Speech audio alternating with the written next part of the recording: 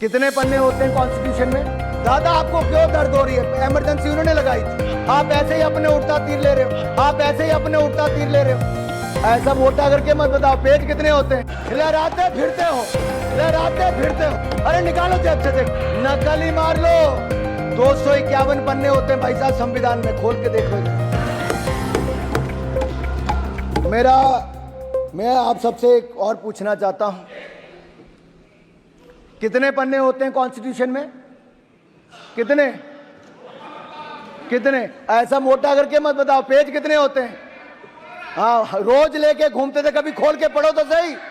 अरे पढ़ते हो नहीं, लहराते फिरते हो, लहराते फिरते हो। निकालो जेब से देखो, अरे निकालो जेब से देखो, निकालो जेब से देखो।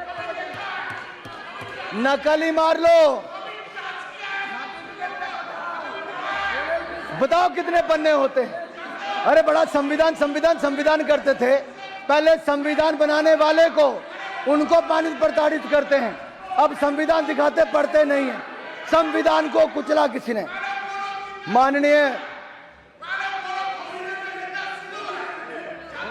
माननीय सभापति जी, अगर संविधान को तार तार किसी ने किया था, संविधान को कुचलने का किसी ने काम किया था, तो वो भी आपने इमरजेंसी लगा कर किया था। देश आपको माफ नहीं करेगा। अरे 251 पन्ने होते हैं भाई साहब संविधान में, खोल के देख लो जरा।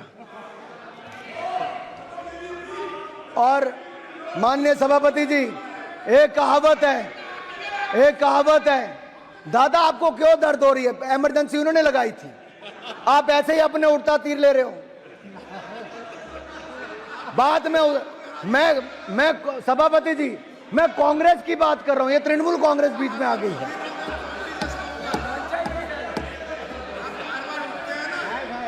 अब सच्चाई तो ये है माननीय सभापति जी, सच्चाई ये है कि जो कभी कांग्रेस के नेता सदन थे, सच्चे तृणमूल वाले इनके लिए बोलते कांग्रेस के लिए। आज कांग्रेस तो अपने नेता सदन अधीर रंजन चौधरी के लिए खड़ी नहीं हुई, एक सभा करने भी इनके नेता नहीं गए, और ममता जी के आगे उनको बेचारे को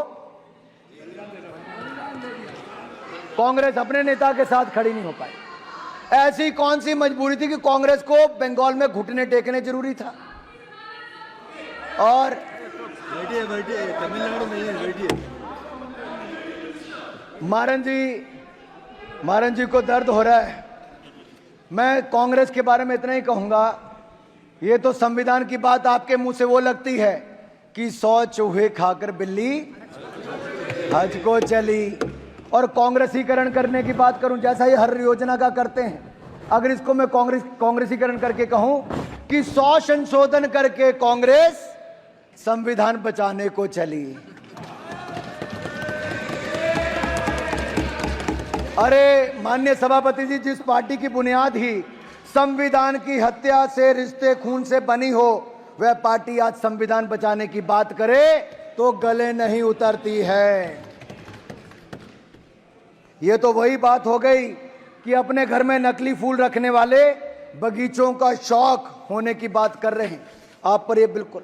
और मैं याद करवाना चाहता हूं, आपके माध्यम से सदन को बताना चाहता हूं, केंद्र में कांग्रेस की सरकारों ने आज तक धारा 356 का कितना दुरुपयोग किया है, और इसको दुरुपयोग करते हुए इन्होंने 93 बार 93 टाइम्स राज्यों में विपक्ष की चुनी हुई सरकारों को बर्खास्त करने का काम किया, तो कांग्रेस ने किया।